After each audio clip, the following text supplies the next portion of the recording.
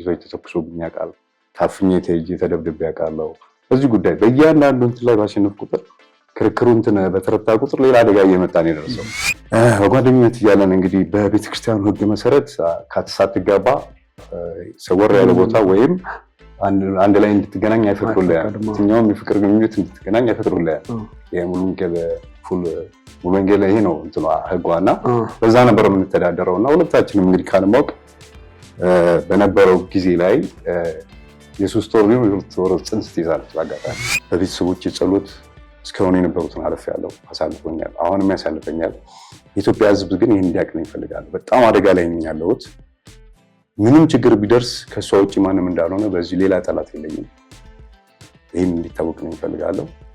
እግዚአብሔር ያክብርልኝ። አመሰግናለሁ። ከዛ መኪናው አልተመለሰም። መሳሪያው እዛው አለ። ፍቃዱ ከቦርሳዬ ላይ የመሳሪያውን ፍቃድ ወስደውታል።